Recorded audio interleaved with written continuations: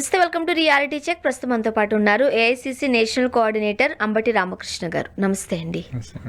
రామకృష్ణ గారు, ప్రస్తుతం ఏపీలో పరిస్థితులు చూస్తుంటుంటే ఒకంత బాధాకరం, ఒకంత భయాందోళనకు గురవుతున్న పరిస్థితి కనిపిస్తోంది. ఓకే, ఒక ఇష్యూ వస్తుంది, దానికి సంబంధించి అధికారంలో ఉన్నవాళ్ళు, ప్రతిపక్షంలో ఉన్నవాళ్ళు కూడా బాధ్యత లేకుండా ప్రవర్తిస్తున్నారు. అంటే ఏది పడితే అది మాట్లాడడం, వీళ్ళు మాట్లాడారని ఏది పడితే అది చేయడం, ఇది ప్రజాస్వామ్యంలో లేదు అంటే రాజకీయాలలో ఇది మంచి పరిణామం కాదు అంటున్నారు రాజకీయ విశ్లేషకులు. మీరేమంటారు? మేడం, రాష్ట్రం కొత్తగా ఏర్పడింది, రాష్ట్రాన్ని డెవలప్ చేసుకోవాలి, ఇది కదా మాట్లాడేది చంద్రబాబు నాయుడు గారు. సో కొత్తగా ఏర్పడిన రాష్ట్రాన్ని అభివృద్ధి చేసుకోవాలనుకుంటే ఈ రకమైన పరిణామాలని మనం ఏ రకంగా ఎంటర్టైన్ చేస్తామనే దాన్ని వాళ్ళు ఒకసారి ఆలోచించుకోవాలి. లక్షల కోట్లు ఎంఓఏలు కుదుర్చుకొని వచ్చాం. ఎట్లా వస్తారు వాళ్ళు రాష్ట్రానికి? లక్షల కోట్లు మీరు ఎంఓఏలు కుదుర్చుకొని వచ్చి ఉండొచ్చు. ఈ పరిస్థితుల్లో రాష్ట్రం ఉంటే మీకు పెట్టుబడులు పెట్టేదానికి ఎవరైనా వచ్చే అవకాశం ఉంటుందా? మీరు చూడండి, ఒక ప్రతిపక్షం నుంచి కానీ అధికార పక్షం నుంచి ఏ ఒక్కరూ సంయమనం లేదు. మేము వస్తే ప్రతీకారం తీర్చుకుంటాం, రెడ్ బుక్ రాజ్యాంగం అన్నీ నోట్ చేసుకుంటున్నాం అని మొదలుపెట్టారు. ఈరోజు జగన్మోహన్ రెడ్డి గారు ఏం చెప్తున్నారు? మేము కూడా అన్నీ ఆన్లైన్లో రికార్డ్ చేస్తున్నాం, పార్టీ దానికోసంగా ప్రత్యేకంగా ఒక ఇది ఓపెన్ చేశాం.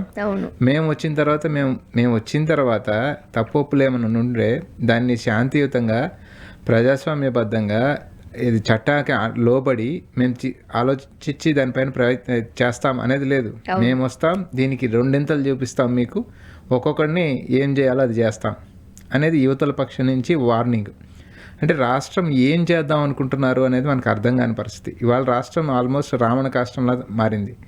మీరు అంటే గతంలో మనం ఏదొచ్చినా కూడా వెంటనే మాట్లాడేది బీహార్తో కంపేర్ చేసుకొని మాట్లాడుతూ ఉండేవాళ్ళం. ఈరోజు బీహారు చాలా చాలా చాలా మనకన్నా ఇది అనే పరిస్థితికి తీసుకొస్తా ఉన్నారు. గతంలో ఆంధ్రప్రదేశ్ రాష్ట్రంలో కొన్ని ప్రాంతాల్లో ఫ్యాక్షన్ గొడవలు ఉండేవి. అదేంటంటే కొన్ని కుటుంబాల మధ్యనో లేకపోతే కొన్ని వర్గాల మధ్యనో అంతవరకు పరిమితమై డెఫినెట్గా ఆ రోజుకి కొన్ని గొడవలు ఉండేవి. కానీ ఇవాళ అది రెండు పార్టీల మధ్య, పైగా వర్టికల్గా డివైడ్ అయిపోయింది ఆంధ్ర రాష్ట్రం. ఇటు టీడీపీ, దాని అనుబంధ పార్టీలు, దాని యొక్క మిత్రపక్షాలు ఒక వర్గం, వైసీపీ ఒక వర్గం, ఇట్లా వర్టికల్గా డివైడ్ అయిపోయి రెండు గ్రూపులుగా ఉన్న తర్వాత ఆ వివాదం మొత్తం రెండు పార్టీల మధ్య వివాదంగా మారిన తర్వాత అది గతంలో ఉన్నట్టుగా ఆ ప్రాంతాల మధ్యలో ఉండే అవకాశం లేదండి. ఇంకా అది రాష్ట్రం మొత్తం వ్యాపించే పరిస్థితి కనపడతా ఉంది.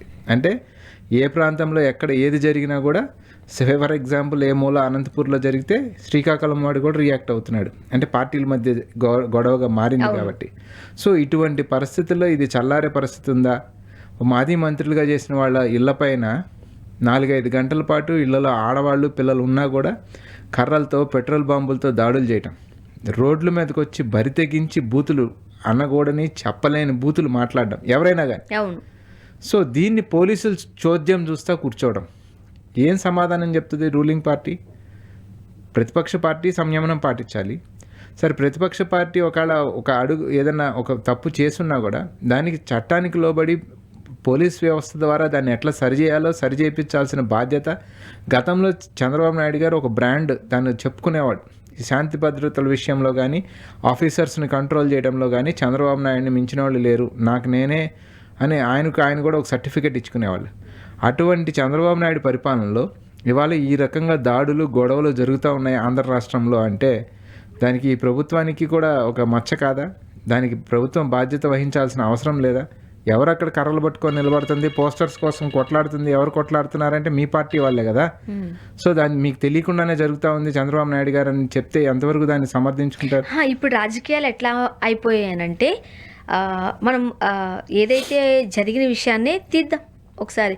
ఇప్పుడు అంబటి గారు ఏదైతే అంటే మనం మైకుల ముందు మాట్లాడని బూతు మాటలు మాట్లాడారు, ఖచ్చితంగా దాన్ని సమర్థించే పరిస్థితి కాదు. ఈయన మాట్లాడారు అని వాళ్ళు ఇంట్లో, మీరు అన్నట్టు ఇంట్లో ఆడవాళ్ళు ఉంటారు, చిన్నపిల్లలు ఉంటారు, అదేమీ లేదు. ఆ బాల్కనీలో వచ్చిన ఫైర్ మనం చూసాం. ఒకంత భయం, బాధాకరం. అంటే నేను అదే అంటున్నాను. అంటే రాంబాబు గారు మాట్లాడడానికి ముందు అవతల పోస్టర్లు వేసేసి పోస్టర్లకి కాపలాగా వాళ్ళు వచ్చి కర్రలు పట్టుకొని నిలబడితే అక్కడే పోలీసులని చూసాం మనం. పోస్టర్లకు కాపలాగా ఉన్న కర్రలు పట్టుకొని ఉన్న వాళ్ళని చూసాం. వాళ్ళు బూతులు మాట్లాడడం, వాళ్ళ ఇష్టానుసారం మాట్లాడడం చూసాం. ఇటు నుంచి మాజీ మంత్రిగా ఉన్న అంబటి రాంబాబు గారు మాట్లాడడము చూసాం. సో దాన్ని ఏ రకంగా ఫ్లేరప్ చేయాలో అది రెండు వర్గాలు దాన్ని ఫ్లేరప్ చేసే ఉద్దేశంగా ఉన్నాయి తప్ప రాజకీయంగా దాన్ని ఇద్దరు కూడా ఏ రకం అది గొడవల ద్వారా ఆధిపత్యాన్ని సాధించుకునే వాళ్ళు అనే ఒక ఇది కనపడతా ఉంది తప్ప ఎవరు వెనక్కి తగ్గే పరిస్థితి లేదు. రాష్ట్రాన్ని మనం ఏ దిశగా తీసుకెళ్తున్నాం అనే బాధ్యత ఇద్దరిలో కూడా ఎవరి దగ్గర కనపడలా మనకి.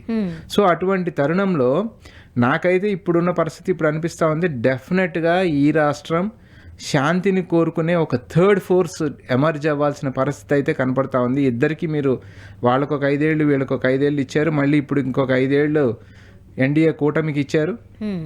ఎంత ఎంత బాధాకరమైన విషయం అంటే బడ్జెట్లో ఆంధ్ర రాష్ట్రానికి ఏమీ లేదు, గుండు సున్నా. 10 ఏళ్ల నుంచి కేంద్రం నుంచి రావాల్సినవి రావట్లేదు. ఈ చర్చ అంతా పక్కకు పోయింది.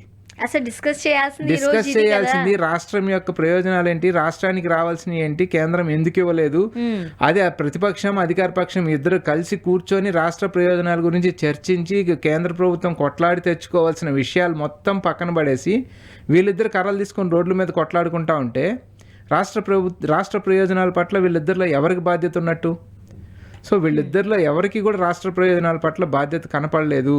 డెఫినెట్గా ఈ రాష్ట్రానికి ప్రత్యామ్నాయ అవసరం అనే పరిస్థితి అయితే ఇవాళ వీళ్ళిద్దరు ప్రవర్తిస్తున్న తీరు బట్టి మనకు అర్థమవుతా ఉంది స్వర్ణ గారు. అండ్ ఇంకొకటి, మన తిరుమల తిరుపతి లడ్డు వివాదానికి సంబంధించి వచ్చిందంతా అక్కడి నుంచే.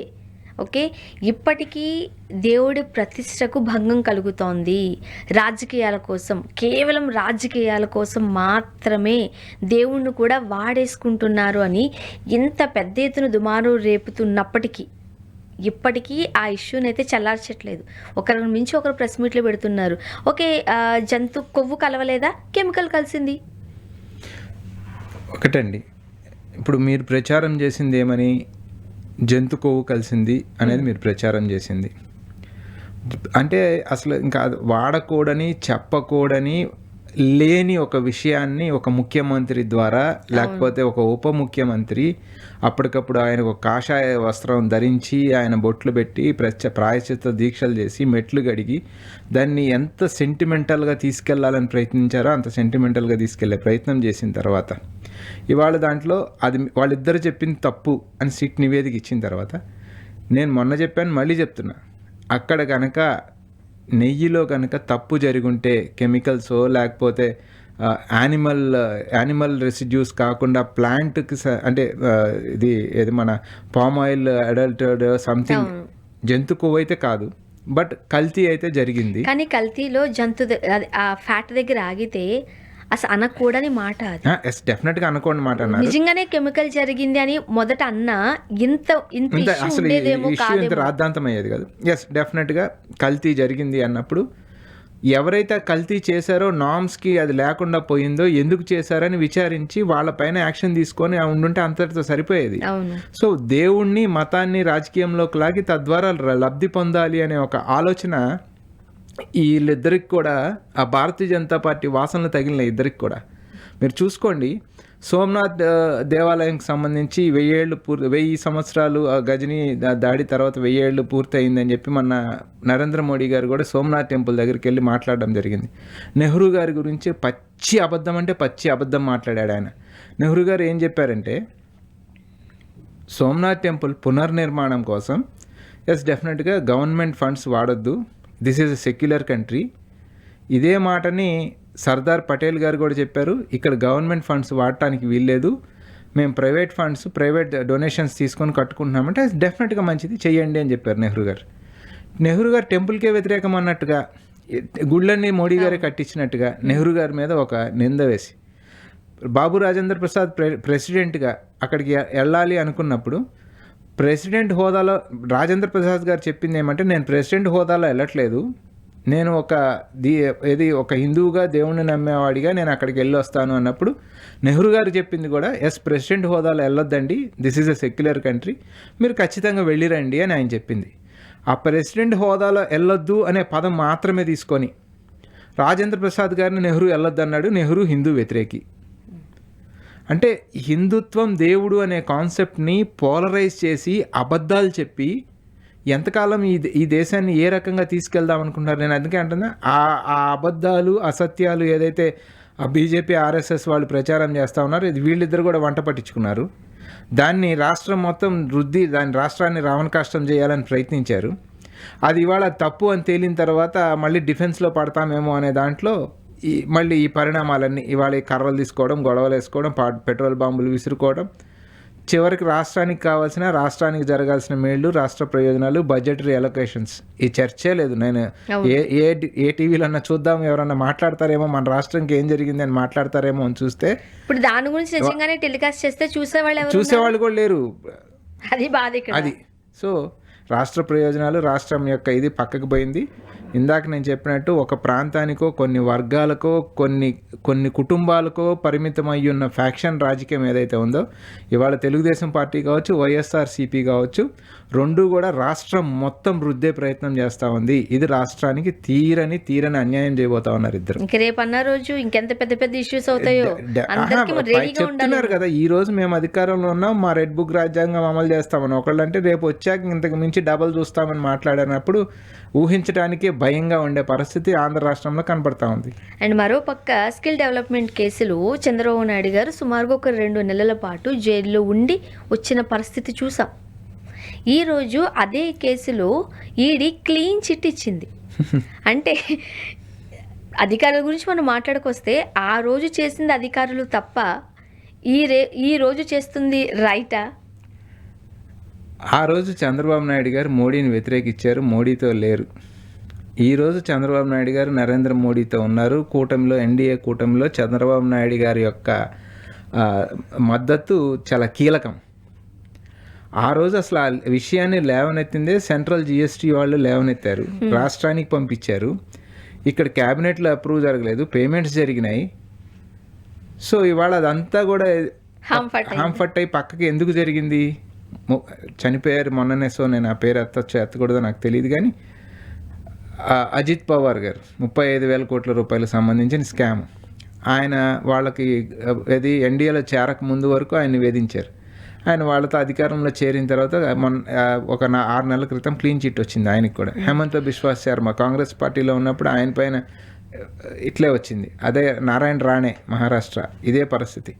సో నరేంద్ర మోడీ గారితో చేరనంత వరకు ఒక రకంగా ఉంటాయి.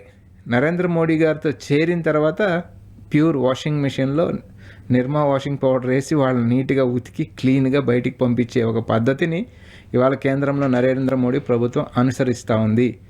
కాబట్టి మోరోవర్ ఇంకొకటి, సరే చంద్రబాబు నాయుడు గారి పేరు దాంట్లో మెన్షన్ చేయకపోవచ్చు, కానీ పేరు చేర్చలేము ఓకే. కానీ స్కిల్ కేసులో అసలు తప్పే జరగలేదు, రాంగ్ ఎలకేషన్స్ జరగలేదు అనే మాట మాట్లాడాల కదా. అంటే తప్పు జరిగింది, చంద్రబాబు పేరు చేర్చలేము. చంద్రబాబు నాయుడు గారిని కాపాడతాం, తప్పు జరిగింది. ఎవరి ప్రభుత్వంలో జరిగింది తప్పు? అది ఎవరు ముఖ్యమంత్రి ఆ రోజు? చంద్రబాబు నాయుడు గారే కదా. మరి నీతికి, నిబద్ధతకి, నిజాయితీకి నిలువుటద్దం చంద్రబాబు నాయుడు గారు. స్కిల్ కేసు అయితే, స్కిల్ అలొకేషన్స్లో ఫ్రాడ్ అయితే జరిగింది, ముఖ్యమంత్రి గారికి తెలియదు. తన డాష్ బోర్డ్లో, కన్సర్న్లో ప్రతిదీ తెలుస్తూ ఉంటుంది. ఈ ఒక్క విషయం చంద్రబాబు నాయుడు గారికి తెలియకుండా కేంద్ర ప్రభుత్వం వాళ్ళు రైజ్ చేసిన విషయమే ఈరోజు వాళ్లే క్లీన్ చిట్ ఇవ్వాలనుకున్నప్పుడు మోడీ యొక్క ఆలోచన విధానం, మోడీ గారి యొక్క పద్ధతులు ఎలా ఉంటాయి అనేది మనం ఆలోచించుకోవచ్చు. సాధారణంగా ఇప్పుడు కాదు, కానీ చిన్నప్పుడు మా పేరెంట్స్ అట్లా చిన్నప్పుడు రాజకీయాలు ఎవరికి అర్థం అయ్యేవి కావు అట. రామారావు గారు వచ్చినప్పుడు ఇదా రాజకీయం అనేది అర్థమయ్యేలాగా చెప్పారట. ఇప్పుడున్న గవర్నమెంట్ చూస్తుంటుంటే ఓహో ఇది తప్ప రాజకీయం ఇంకొకటి లేదేమో అనే దుస్థితికి ప్రజలను పట్టుకుని వెళ్తున్నారేమో. ఇలా అయితే రేపన్న రోజు ఏంటి పరిస్థితి? అధికారంలో ఉంటే అంతా మీరు అన్నట్టు రేపన్న రోజు అనేది పక్కన పడేసండి. ఈ రోజు ఎవరైతే చైర్లో కూర్చొని ఉన్నారో శాశ్వతంగా మేమేముంటాం, ఈ రాజ్యం మాది, దీనికి నేను రాజు, నేనే పరిపాలిస్తాను అనే ఒక దీంతో వీళ్ళు ప్రవర్తిస్తూ ఉన్నారు. డెఫినెట్గా రేపన్న రోజు ఆంధ్ర రాష్ట్రం మాత్రం ఒక భయంకరమైన సినారియో అయితే అనిపిస్తూ ఉంది. ఇవాళ జరుగుతున్న పరిణామాలు చూసినప్పుడు తక్షణం ఇరుపక్షాలు సంయమనం పాటించి ఈ రాష్ట్రం యొక్క ప్రయోజనాల గురించి ఆలోచించాలి అని విజ్ఞప్తి చేస్తా ఉన్నాను. ఓకే, అంటే అధికారంలో ఉంటే చాలు మీకు క్లీన్ చిట్ వచ్చేస్తుంది. డెఫినెట్గా ఎన్ని మోసాలు చేసినా అది ఎవరైనా సరే అట్లా కనపడుతుంది. ఎగ్జాంపుల్స్ చూసుకున్నప్పుడు Okay. మనకు అట్లే కనపడుతున్నాయి. అంటే అపోజిషన్లో ఉన్న వాళ్ళ మీద ఈడీ కేసులు తప్ప వాళ్ళతో ఉన్న వాళ్ళ మీద ఎవరిపైనా కేసులు పెట్టినా ఈ రకంగా ఉంటుంది పరిస్థితి. అదేవిధంగా వాళ్ళు పెట్టిన కేసులు ఈ 2% కూడా వాళ్ళు ప్రూవ్ చేసుకోలేకపోయారు. 98% వాళ్ళు ఫెయిల్ అయ్యారు వాళ్ళు పెట్టిన కేసుల్ని ఇది చేయటంలో. ఓకే, ఎంత సిద్ధహస్తులు అనుకోవాలి. అంతే. ఇక మనం జాతీయ రాజకీయాలు చూద్దామండి. యూజీసీ రెగ్యులరేషన్కి సంబంధించి భిన్నాభిప్రాయాలు వ్యక్తమవుతున్నాయి. బట్ ఏది ఏమైనా ఇండియా అంతా కూడా ఫైర్ అవుతుంది, భగ్గుమంటోంది. మీ స్టాండ్ ఏంటి, మీ వర్షన్ ఏంటి?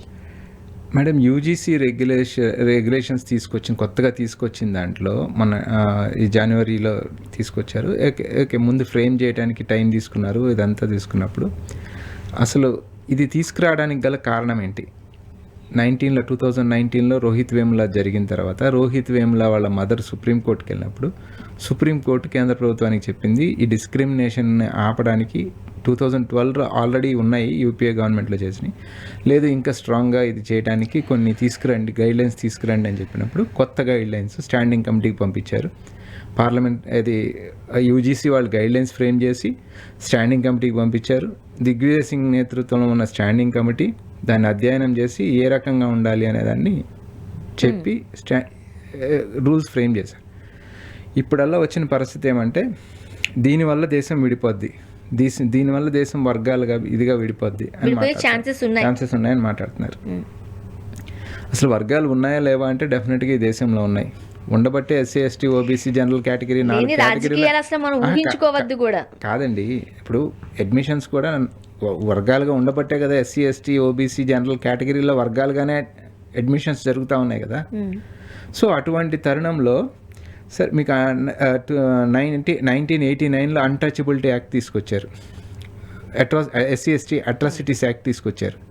మరి అప్పుడు వర్గాలుగా విడిపోలేదా? ఎస్సీ ఎస్టీ పైన అట్రాసిటీస్ జరుగుతున్నాయి, జరగకూడదు అనే దానికి ఒక యాక్ట్ తీసుకొచ్చారు. అప్పుడేం వర్గాలుగా విడిపోలేదు కదా. సో అట్లా రకరకాలుగా ఏది ఎవరైతే డిస్క్రిమినేట్ చేయబడుతూ ఉన్నారో వాళ్ళని ప్రొటెక్ట్ చేయడానికి రకరకాల చట్టాలు తీసుకొస్తూ ఉన్నారు.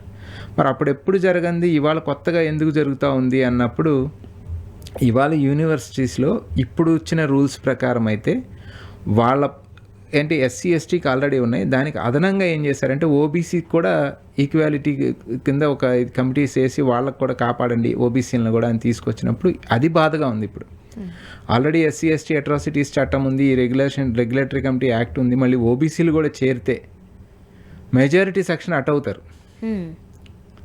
ఈ జనరల్ కేటగిరీగా ఉన్న వాళ్ళం మనం కొద్దిమందిగా మిగిలిపోతాం, సో ఇబ్బంది పడతాం అనే ఒక భయంతో చేస్తూ ఉన్నారు తప్ప అసలు డిస్క్రిమినేషన్ అనేది లేకుండా చెయ్యాలి అనుకున్నప్పుడు వీళ్ళు డేటా బయట పెట్టచ్చు. ఎవరు మిమ్మల్ని సేవ్ చేయడానికి ఎవరున్నారంటే వీసీ ఉంటాడు, మిమ్మల్ని సేవ్ చేయడానికి ప్రొఫెసర్స్ ఉంటారు, లేదు ఎంతమంది ప్రొఫెసర్స్ ఏ వర్గాల వాళ్ళు ఉన్నారు, ఎంతమంది వీసీలు ఏ వర్గాల వాళ్ళు ఉన్నారు, ఇవన్నీ డేటా బయటకు ఇచ్చినప్పుడు డెఫినెట్గా అర్థమైపోద్ది ఎవరిని ప్రొటెక్ట్ చేస్తున్నారు, ఎవరి వల్ల ఎవరు ఇబ్బంది పడుతూ ఉన్నారు అనేది.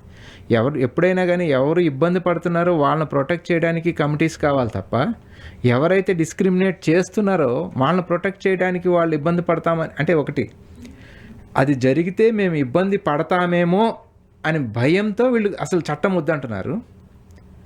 ఆల్రెడీ మమ్మల్ని ఇబ్బంది పెట్టి నానా హింసలు పెట్టి చంపుతున్నారు, పిల్లలు ఆత్మహత్యలు చేసుకుంటున్నారు, దాన్ని ప్రివెంట్ చేయడానికి మాకు ఏదైనా రక్షణ కల్పించండి అని అడిగేవాడినేమో వాడు అలాగే ఉండాలంటున్నారు. సో ఇది ఎంతవరకు న్యాయం? సో సమాధానం చెప్పాలి కదా ఈ భారతీయ జనతా పార్టీ కూడా. మనం జనరల్ కేటగిరీని వదిలేద్దామా? వాళ్ళకి ఎక్కడ అన్యాయం జరగట్లేదా? వాళ్ళు ఎక్కడ ఇబ్బందులు ఫేస్ చేయట్లేదు? జనరల్ కేటగిరీని వదిలేయమని ఎవరు చెప్పట్లా. జనరల్ కేటగిరీలో పిల్లలకి ఇబ్బంది జరిగినా డెఫినెట్గా వాళ్ళని కాపాడాల్సిన బాధ్యత ప్రభుత్వాన్ని. కానీ ఆల్రెడీ ఆ మేనేజ్మెంట్ కమిటీసు, వైస్ ఛాన్సలర్సు, ప్రొఫెసర్సు వీళ్ళందరూ ఎవరున్నారు దాంట్లోనే తీయండి, వాళ్ళు ఎవరు రక్షణ కోసం నిలబడుతున్నారనే తీయండి. ఇక్కడ ఆత్మహత్యలు చేసుకొని చనిపోయేవాళ్ళు లేకపోతే అట్రాసిటీ మీరు చూడండి. గత 10 సంవత్సరాలుగా మోడీ ప్రభుత్వం వచ్చిన తర్వాత ఎస్సీ ఎస్టీ అట్రాసిటీ కేసెస్ దాదాపు 118% పెరిగినాయి. సో ఎవరు డిస్క్రిమినేట్ చేయబడి ఎందుకు ఎవరు కేసులు పెడుతున్నారు, ఎవరు బాధపడుతున్నారు?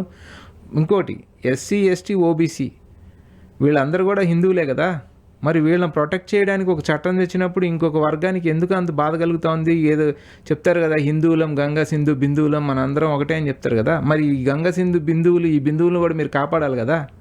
ఈ బిందువులు నలిగిపోయి ఆత్మహత్యలు చేసుకొని చచ్చిపోయి వాళ్ళు డిస్క్రిమినేషన్కి లోన్ అయ్యి వాళ్ళు అలా బానిసత్వంలో ఉన్నా పర్వాలేదు. అంటే వాళ్ళు ఇబ్బందులు పడుతున్నారు ఖచ్చితంగా మీరు అన్నట్టు ఎస్సీ ఎస్టీకి సంబంధించి వివక్షత అయితే ఉంది. వాళ్ళ కనుక ఏదైనా ఇబ్బందులు వెళ్ళి మాకు హెల్ప్ చేయండి అని అడిగితే వాళ్ళకి అప్పటికప్పుడు స్పందించే నాయకుడు ఎక్కడ కనిపించని పరిస్థితులు ఉన్నాయి కాబట్టి చట్టాలు. అలా అని చెప్పి జనరల్ వాళ్ళకో లేకపోతే ఓసీ వాళ్ళకో వాళ్ళకి ఇబ్బందులు లేవని కాదు. సో వివక్ష అనేది ఎక్కడి నుండే స్టార్ట్ అవుతుంది, మేము గట్టిగానే ఫైట్ చేస్తామంటున్నారు వాళ్ళు. అరే నేను ఎందుకే ఇందాక నుంచి మొత్తుకుంటుంది, వాళ్ళు ఇబ్బంది పడుతుంటే ఏ రకమైన ఇబ్బంది పడుతున్నారో ఆ డేటా బయట పెట్టండి. ఇప్పుడు దాకా ఏ వర్గాల వాళ్ళు ఇబ్బంది పడ్డారు, ఆత్మహత్యలు చేసుకొని చనిపోయారు, కేసులు ఎవరు ఫైల్ చేశారు, ఎవరి వల్ల ఎవరు ఇబ్బంది పడ్డారు అనే డేటాని బయట పెట్టండి, సెన్సెస్ తీయండి అంటున్నా నేను. అందుకే దాన్ని బట్టి మనకు అర్థమవుతుంది కదా. ఇప్పుడు వీళ్ళ భయం వల్ల ఏంటంటే ఇప్పుడు ఓబీసీలకు కూడా మనం ఆ రక్షణ కల్పిస్తే more than 80 to 90% వాళ్ళు అయిపోతారు, మనం పూర్తిగా ఒంటరి అవుతాం అనే భయమే తప్ప మేము అలా డిస్క్రిమినేట్ చెయ్యం, అది అందరం కలిసిమెలిసి ఉంటాం, ఈ భాష రావట్లా. ఓకే, అర్థమవుతుందా మీకు? సో ఓబీసీల పట్ల కూడా వీళ్ళు ఎప్పటి నుంచి మొదలుపెట్టారు? 2006లో ఓబీసీలకు రిజర్వేషన్ విద్యా సంస్థల్లో, అప్పటి వరకు ఓబీసీలకు సెంట్రల్ విద్యా సంస్థల్లో రిజర్వేషన్ లేదు. సో 2006లో వాళ్ళకి ఓబీసీలకు కూడా సెంట్రల్ ఇన్స్టిట్యూట్స్లో రిజర్వేషన్ వచ్చిన తర్వాత వీళ్ళని కూడా టార్చర్ చేయడం మొదలుపెట్టారు. సో అందుకని వాళ్ళకు కూడా చట్టాన్ని ప్రొటెక్ట్ చేయడానికి ఒక చట్టం అవసరం అవుతుంది. సో ఎవరినైనా ప్రొటెక్ట్ చేయడానికి చట్టం తీసుకొచ్చినప్పుడు వాడిని ప్రొటెక్ట్ చేయడానికి చట్టం తేడానికి వీలు లేదు అనేది ఏం రూలు అంటా నేను. చూడాలి, ఇది కాస్త చినికి గాలివానగా మారే అవకాశం ఉంది కాబట్టి చూడాలి ఏం జరగబోతుంది. థ్యాంక్ యూ సో మచ్ అండి. ఇది వాళ్ళ రియాలిటీ చెక్. Stay tuned.